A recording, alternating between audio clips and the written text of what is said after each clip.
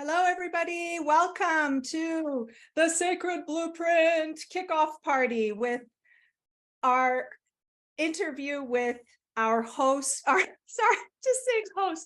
with our event sponsor, the rep of our event sponsor, Geometric Models. I'm just going to let participants stream through right now.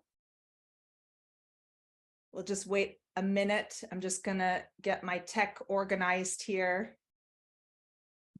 I'm closing that.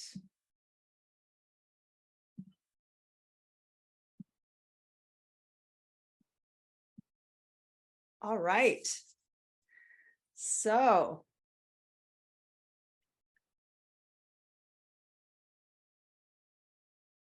let's begin. Let's begin. Hello, Tufan, welcome. Hello, Aisha. Thank you for hosting me again. It's great to be here with you again.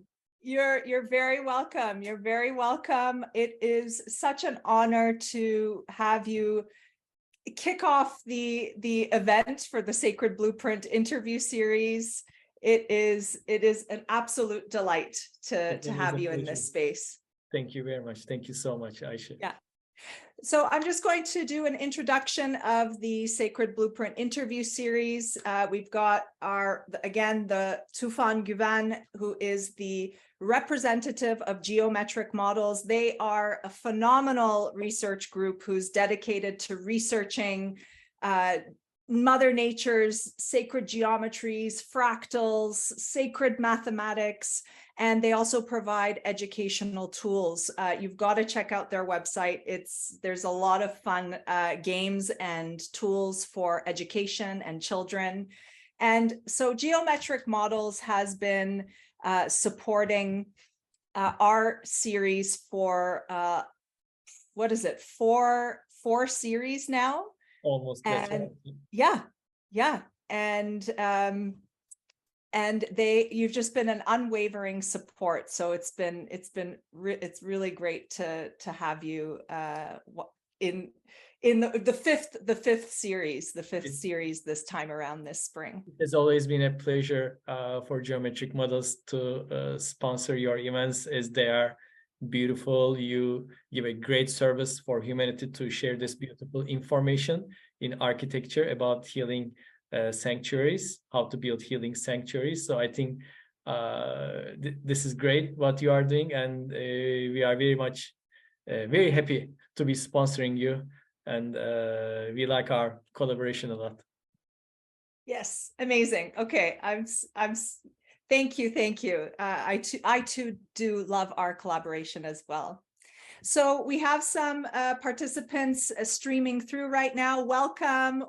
We just began the interview a couple minutes late, so you haven't missed much. This is the event kickoff for the Sacred Blueprint interview series. It is an 8-day interview series, which I'm hosting between this Monday, March 13th to March 20th. It's about gathering together a circle of earth energy experts in the fields of sacred architecture, soulful architecture, spatial alchemy, geomancy, feng shui, and sustainable design. You are going to love it. If you haven't signed up already, make sure you do. I will be providing the sign up link I'll provide it at the end of today's talk. I want to share that this interview series is really, it's driven by an impulse to bring back a conscious way of practicing architecture and design with a communion with Mother Nature, a communion and a respect for the spirit of the land.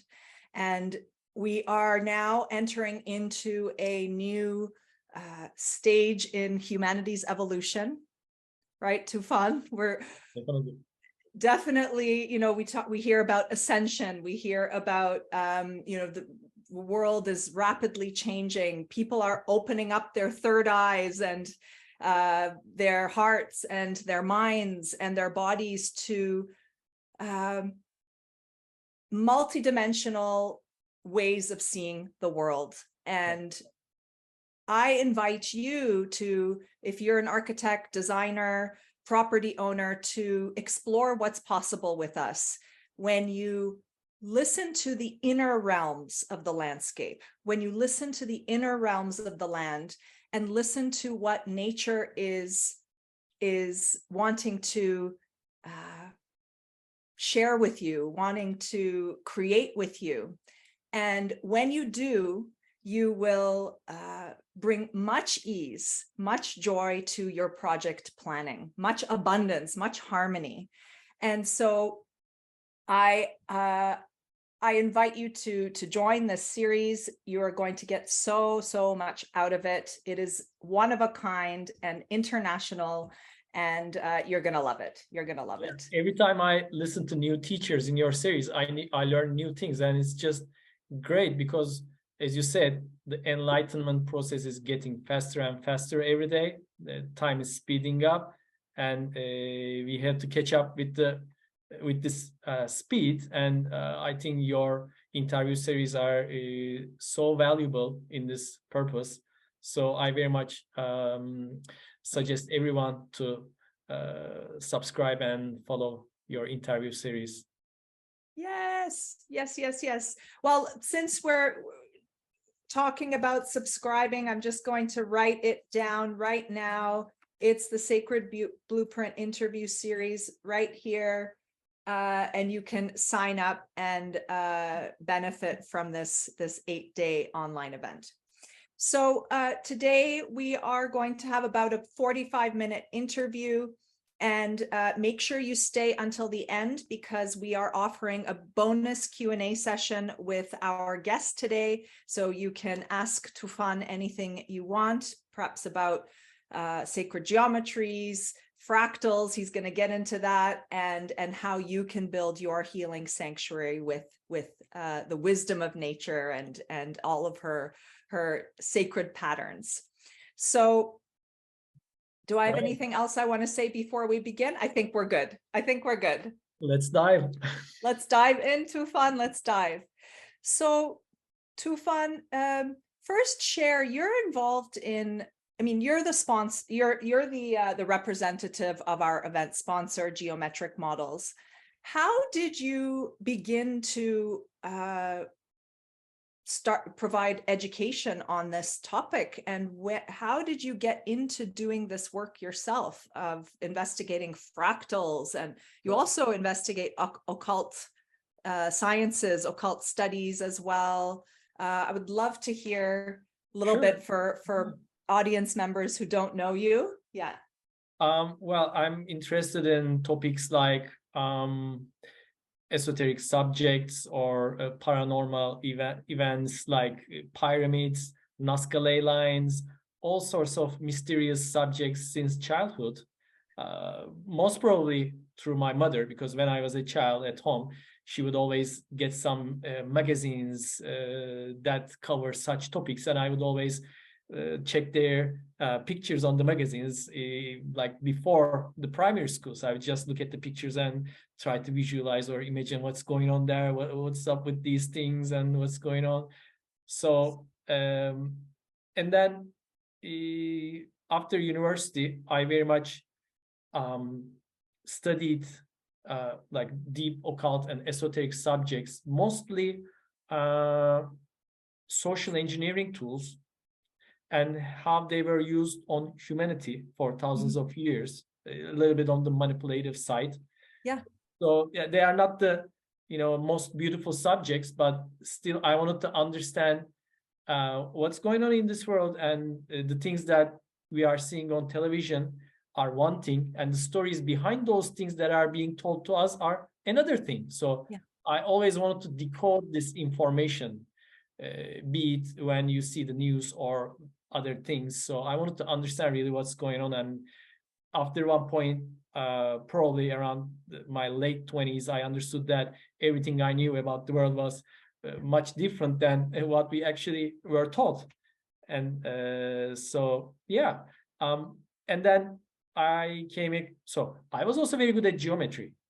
since middle school, high school. I noticed that my best classes were geometry. I was always at the top, but I was very low in linguistic skills. Okay, I was failing linguistically. So then I became I started working in the finance sector. I started managing funds, and noticed that.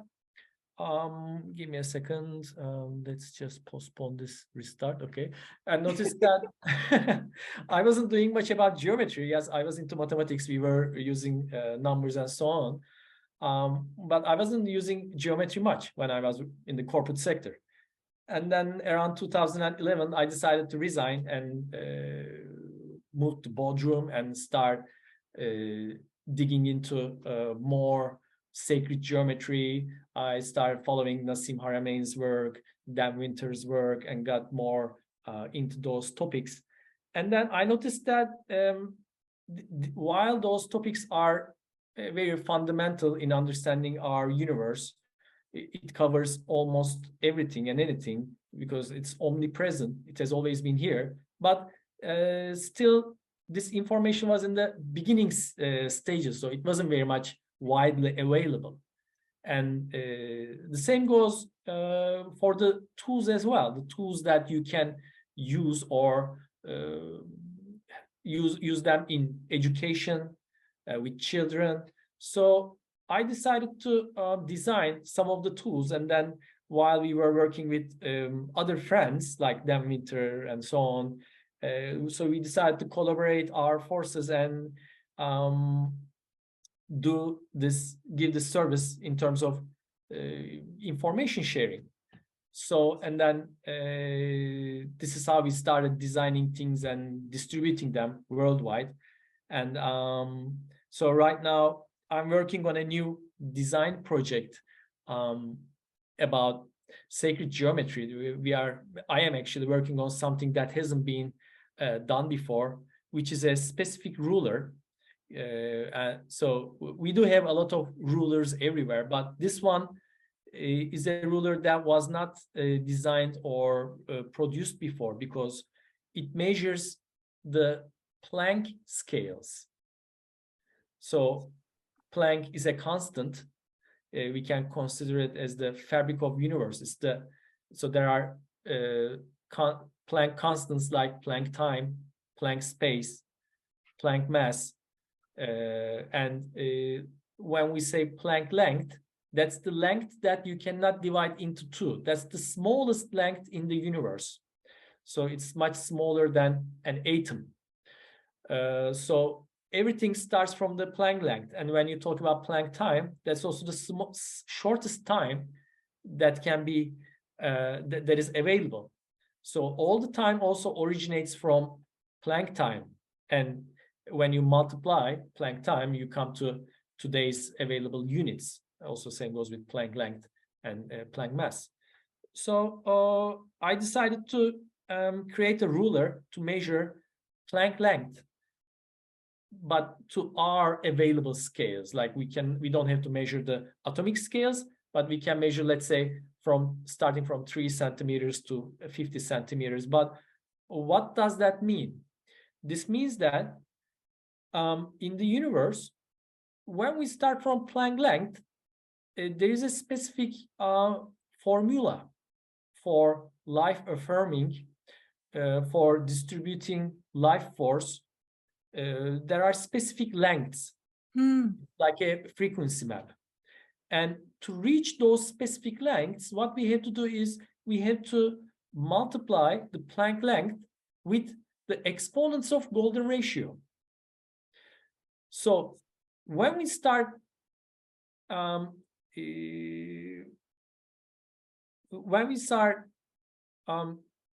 using golden ratio exponents starting from Planck length, we come to specific properties of molecular biology, also heavenly bodies rotational times, like the Earth-Venus year, like the precession of the equinox. So these all fit to Planck time and Planck length. if you start from Planck length and multiply it with the exponents of golden ratio, you come to specific points. And all these points are life affirming, life supporting, because they create charge to implode at those levels. Also, the ADP and ATP function of the biology also works on those frequencies, exactly the golden ratio exponents of Planck length and time. So this was first formalized by Dan Winter, and he wrote this science in his book in 2014. And now he's also, we are working together with Dan on another book of Dan Winter. It's going to be called Planck Fire, and he's going to delve into more about how this science can be used or can be taught.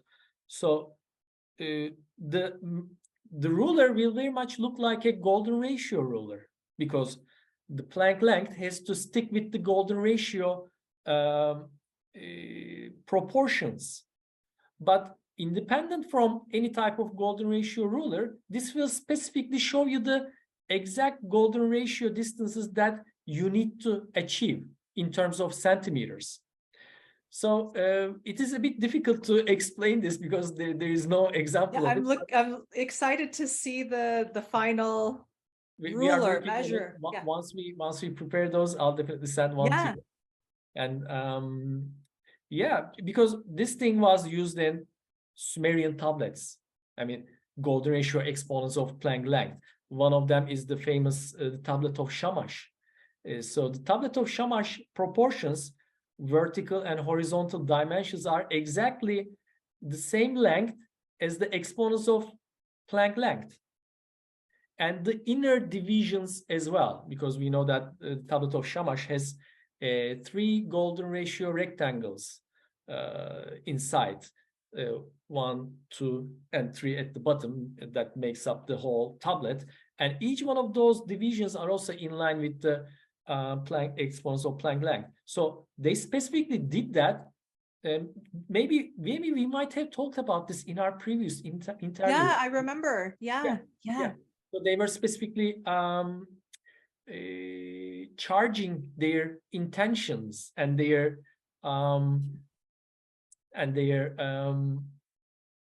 purpose on the tablet by using specific distances to implode charge, to collect charge. So when you say implode charge, collect charge, and just charging those intentions, right? First, I'd love to know, can we do the same with architecture? Yes. Number 2, when you say the imploding, doesn't that also create an amplification of sorts as well? So it creates of the intention of that, definitely. Of what has been written. Yeah. When you go to Istanbul, there's the Hagia Sophia, and the famous spiritual center of the Roman Empire. And in Hagia Sophia, there's a place, a square place, marble made up of different type of spherical round marbles. It makes up a square, and that square specifically is known as the coronation point. It's called what was its name?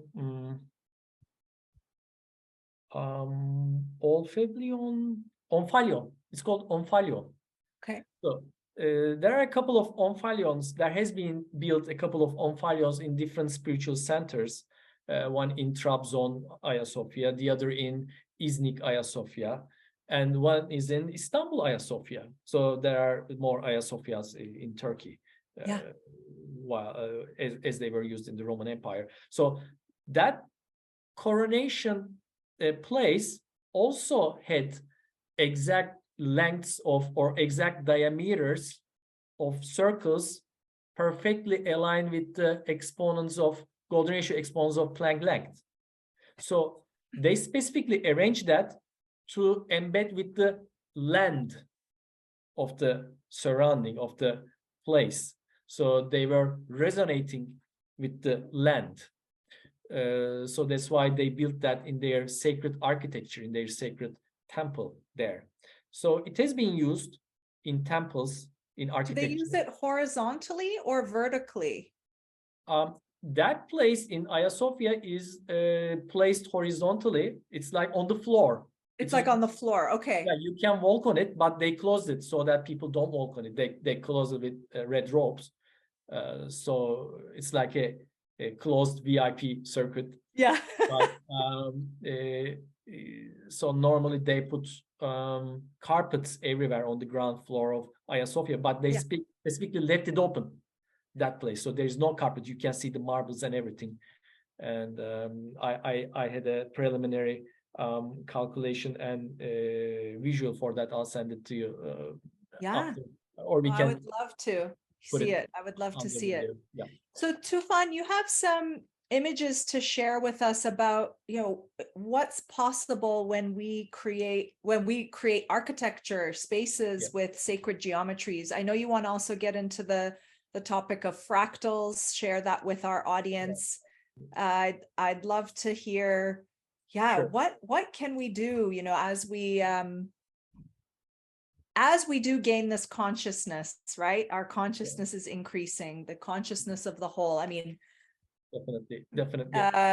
how can we utilize these sacred codes in a way that used to be known, Right. as a result of civilization being much more connected, directly connected with the spirit realm, right? Information was passed much faster, but then humanity went into a dark age, right?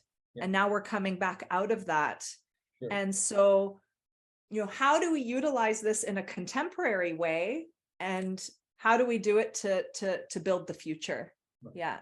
So our main purpose is to live in harmony with the nature and learn from the nature, because nature holds all the information that we need. So all we need to do is to look at nature and understand how it works and implement those principles into our life in harmony with the nature. So that subject also brings us to natural laws. And when we look at the natural laws, there are specific things that we can change in life and some things that we cannot change. And those things are the natural laws, like the law of correspondence, law of frequency, law of yin and yang, karma, and so on. So those things are fixed. If you do something bad, it's going to return back to you in some time. But what we can change is our feelings, emotions, intentions, and by controlling those, we can affect our reality to a certain extent. So fractality comes in place when we look at the natural laws, because the law of correspondence is very much related with the concept of fractality, because there is this reflection, there is this reflective aspect of things, both from multiple dimensions and both from different cultures, from time, from space. So what I'm going to do is I'm going to share my pictures with you guys. Okay. And let's see. I say screen share.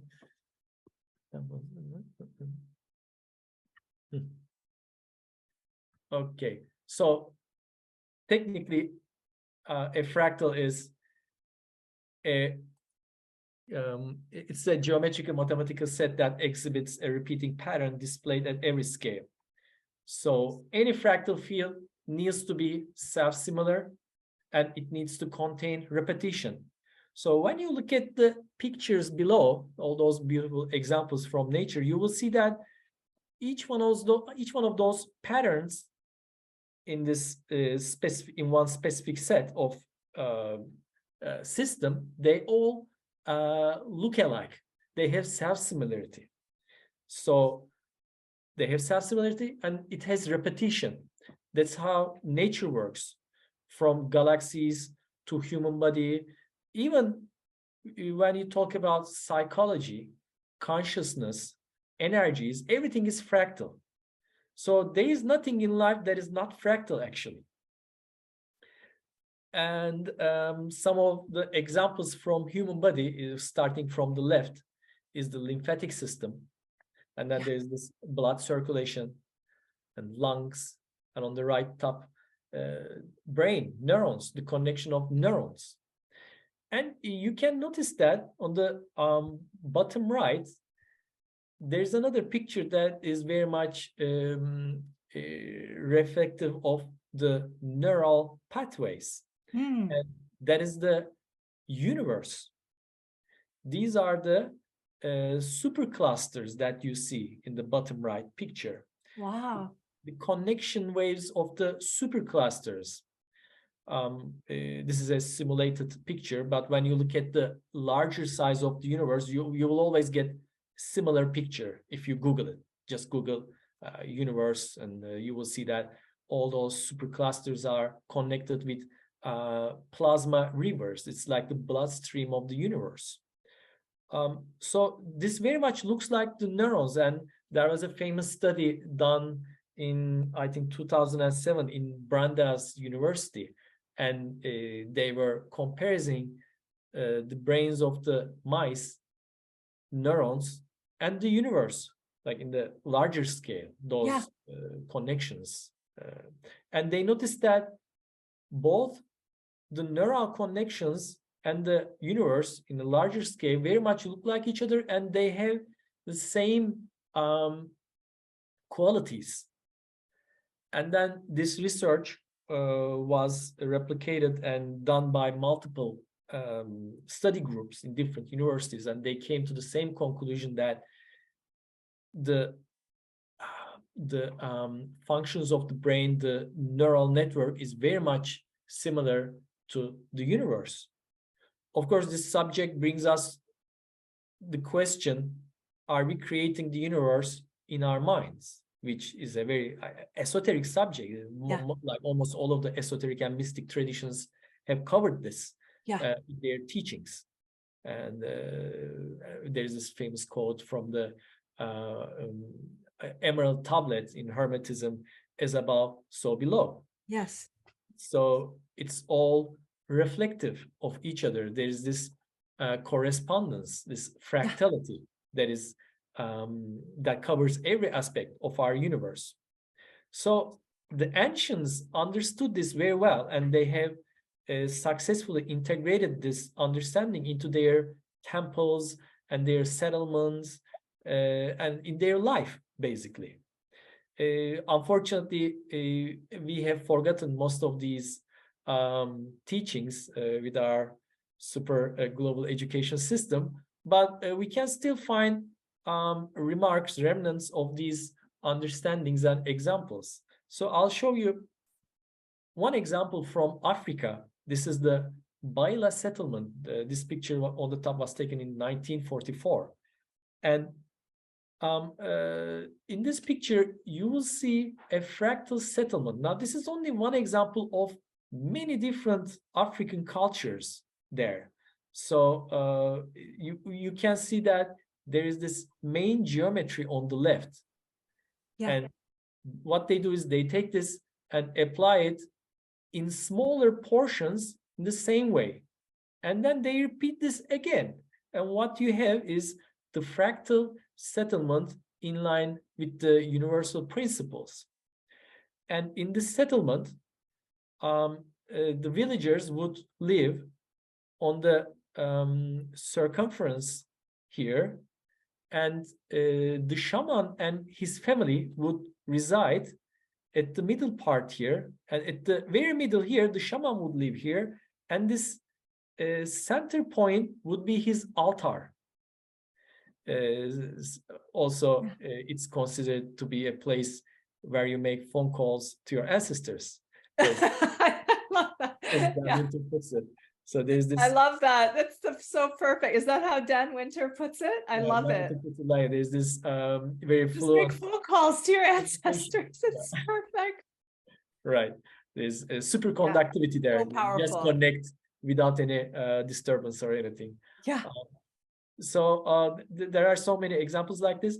Ron Iglash has spent somewhere around 20 years in Africa studying the fractal settlements, and he has beautiful videos on YouTube. If anybody wants to research more, just type Ron Iglash on YouTube, and they can check how do you spell his name? Ron ROG, sorry, R RON RON EGLESH EGLESASH LASH Yes, English. yes, Ron Eglash. Okay, I hope I wrote that correctly. I sent it in the chat. Sure. There are so beautiful examples. We cover most of those examples in our Fractal U class when we meet every Sunday until the end of April. So anyway, so these are some of the examples that the ancient cultures have integrated in their lives, and they also this understanding have also used in other religious buildings, be it churches, mosques, or other places. Also, golden ratio is another sacred proponent of the science. And this picture is taken in Poland, Krakow. I measured the exponents of golden ratio in Saints Peter and Paul Church in Krakow. With your amazing ruler, which is available on the Geometric Models website. Yeah, so, there you go. There it is. This is a golden ratio ruler. What you do is you can measure the difference, the distances here, and you will see that they are all lined up in golden ratio proportions. And you can take this with you when you visit ancient sites or places and just measure yourself if they have a golden ratio, if you can find the smaller scaled models. Right, if they built the model correctly, right? Exactly. Sometimes they put the picture in the entrance and they would like the floor plan or something. I always take it out and like try to see. So perfect. But in this particular example here, you can see that the columns of the church were specifically arranged in the exponents of golden ratio. Like starting from the left, if you consider this a unit of one, the second column is exactly on the 1.618. So 1 times golden ratio is 1.618. And the third column, the last piece of the church, is again another golden ratio exponent of this one. And this same thing goes for the front as well. You can see these extensions on the front side of the church.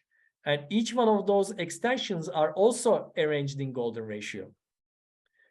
And again, there are maybe hundreds of examples like this when they were building sanctuaries, temples, churches, and other religious centers. They very much focused on arranging it with the divine ratio, because the architectures back then, they had this esoteric knowledge because they had their education, most probably a private education, that they were able to understand these philosophies and implement them in their architecture. So I'm gonna close the screen now. These are the things that I wanted to share. What do you think? Oh, I loved it. Absolutely. I mean, I'm especially well, with the settlements in Africa, the ones that are based on fractality, is that correct? Right. I mean, it's just so beautiful to think about, to tune into, what would it be like to live in a village that is shaped like this. Now we've seen models. I mean, this is not something totally new. We've seen eco-villages and communities and cities that are designed in, circular forms. I mean, it's not anything new. And of course, as you said, these settlements in Africa, they've been doing it for hundreds and hundreds and hundreds of years, right? But when I it's just tuned into that drawing, I just felt like our whole sense of the the relationship with one another and our sense of being part of a whole, right? A sense of being together, but also having a sense of, okay, who is the leader of the group, which is the shaman in that case, and his family, and then having that altar, the sacred altar at the center. Right. And now comparing it to how developers are building residences, right? Residential neighborhoods in our time, the majority of builders, the majority of developers, even architects, right? Have, or let's say even the mayor, right? Urban planning, right? Like we just lost that, the priority to build beauty. Yes. B, the honoring of a sacred altar, the honoring of the world of spirit, the honoring of our ancestors, the honoring of the kingdoms of nature, the animals, the plants, the minerals, right? The honoring of the elements. I mean, all of this just comes up as I look at that image, and this care to build the beauty. And how would it feel to wake up in the morning in a village like that? And of course, I may be taking it to a more romantic level right now. I mean, I'm sure, day to day, they're human as we are, but, busy doing their work, the farming, etc. Yeah, but you are more in harmony with the nature there, in harmony with the whole soul of the land. Yeah. So yeah, today, unfortunately, the fundamentals of modern architecture is very different than before, because right now you want to have a minimum space with maximum profit, and so the requirements and the necessities have changed a lot. So before, they would consider the ley lines, the geomagnetic fields, and they would consider like which place would serve our auras the most, the better. Right. There are so many. Right now it's like you're seeing people build, I don't know, a skyscraper over a vortex in the land. Right. For those of you who don't know what a vortex is, and I'm still, as I encounter them, learn more and more about them, but they have this kind of multi-rotational energetic field. Right. I've noticed that there's two rotations going on, energy rotations within the land. There are power spots, and then there are big amplified, more intense power spots such as vortexes. And these are places where you could go to really have a very super direct phone call, let's say, with the cosmos. It'd be like teleporting, but a lot, there are, places like Sedona are full of vortexes, and there are people who really enjoy living there. There are some people who don't, because it's just too intense for their system. It's a very, very powerful energy. Right. But, for example, right, like we're building over Gaia's chakras, right? Chakra systems and meridians, and we don't even know it. And so seeing this, just like these examples of being aware of these, I mean, these are more the geometries, but I'm sure that these people who were building the fractal villages, or and also locating the church. Definitely. You would locate the church along a ley line, right? Several ley lines, blind springs, intersections of, None underwater. of those locations are accidental or coincidence. They are very much calculating those, definitely. Yeah, very much. Yeah, exactly. That's why I really love your interview series, because you teach people how to not only how to build healing sanctuaries, but also teach them about the ley lines, or the energy aspect of the construction, because in some place the energy can be so high that your aura can burn, or you can really get sick because of that energy. And you really need to know like where to live and where not. So understanding those are fundamental, and for Yeah. this you are giving a great service. So I'd like to thank you for Oh, thank you. Thank you. Yeah, thank you, Tufan. It's really an honor. And each time round, it becomes more and more rich. And it's like one series is building upon the other, like a temple. And we're building a movement. We're building a movement to bring a new consciousness to the way we build. And, you know, recently we are both, you and I are living in Turkey. We have now gone through the trauma of this major earthquake, and just seeing how buildings that are built in a very unconscious way can crumble like that, right? Yeah, Unconscious of what, you know, fault lines, unconscious of healthy structures. That's right. Right? Building with crappy materials and with no soul whatsoever. And it's really a horror, but also a wake-up call if we tune into it on a deep level, on a much, much deeper level, going beyond the politics, going beyond all of that level of meaning. If we really go to the core, it's just another sign that we need to rebuild the new in a new way. Right. We need a new understanding, definitely. Yeah. True. Absolutely.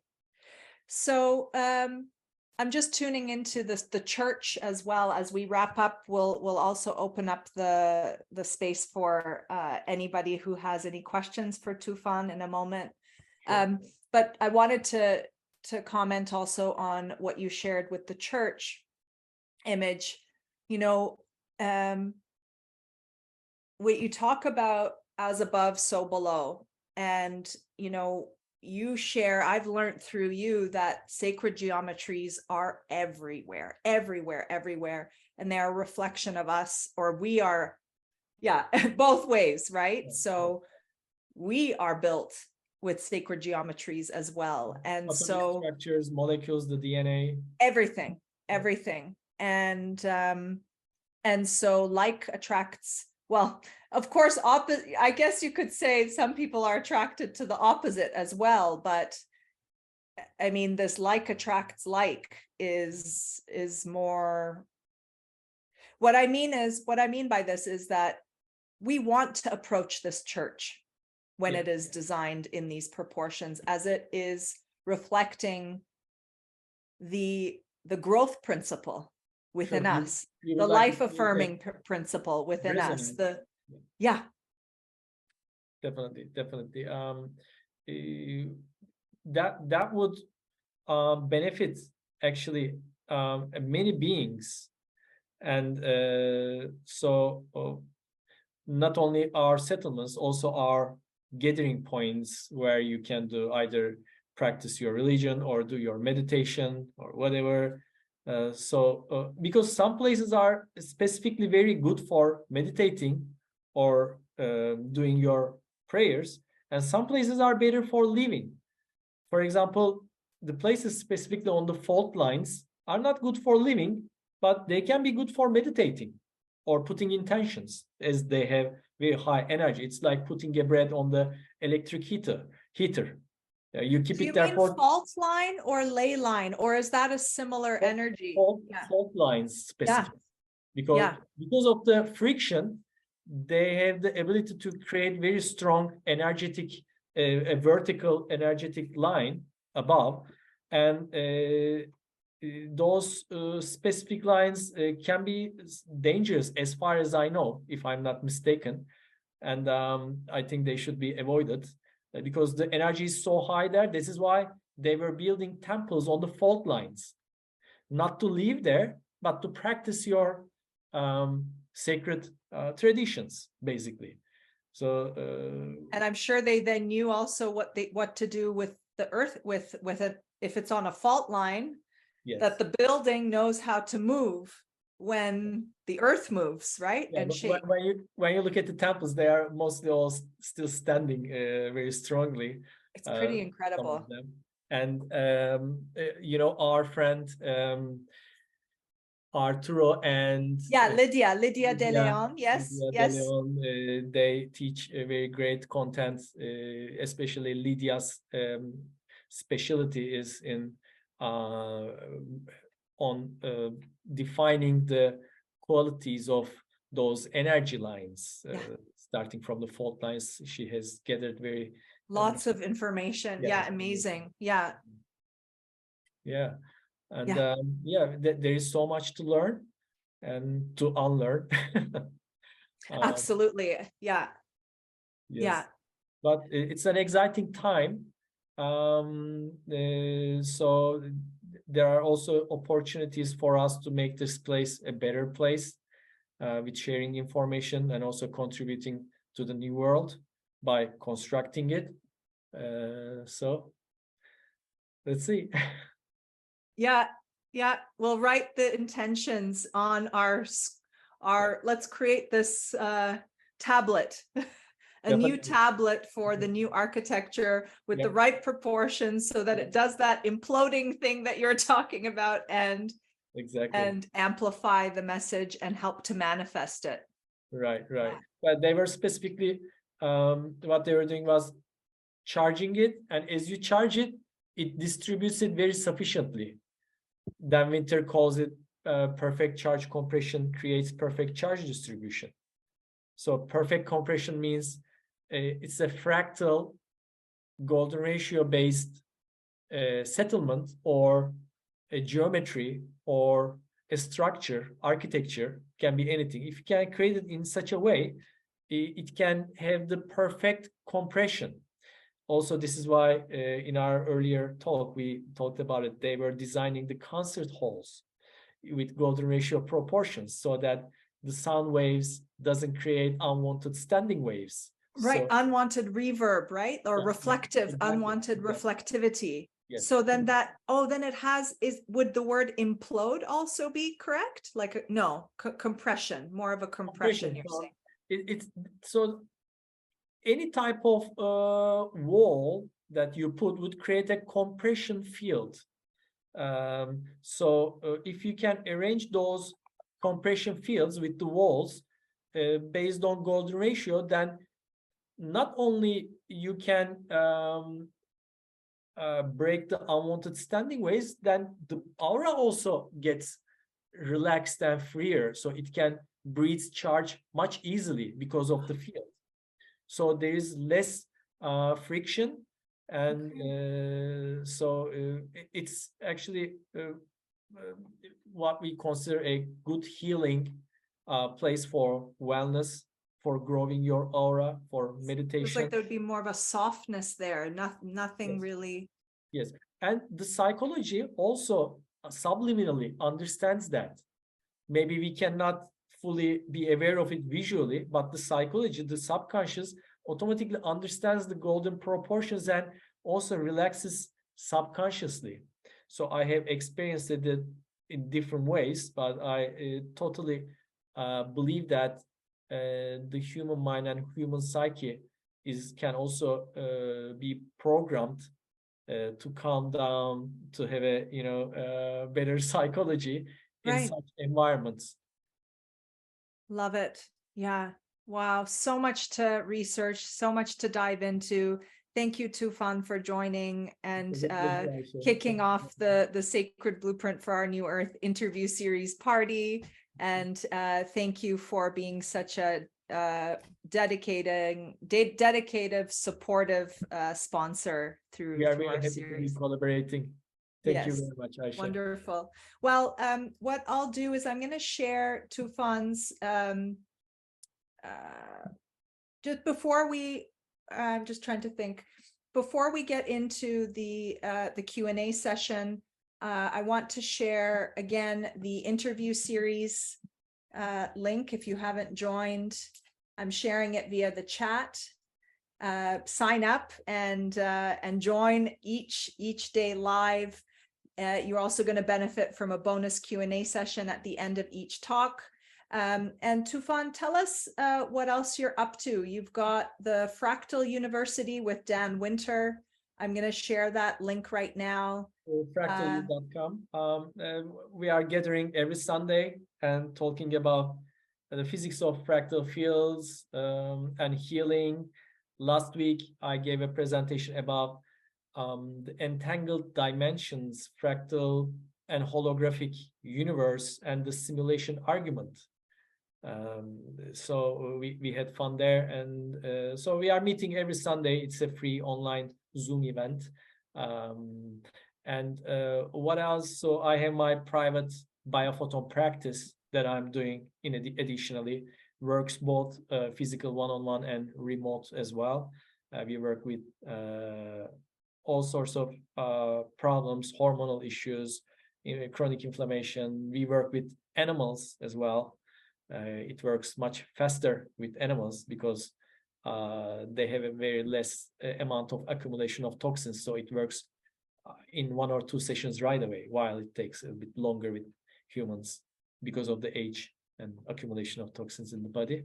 So yeah, I was also organizing events before the pandemic, but with the pandemic, we mostly shifted towards online seminars.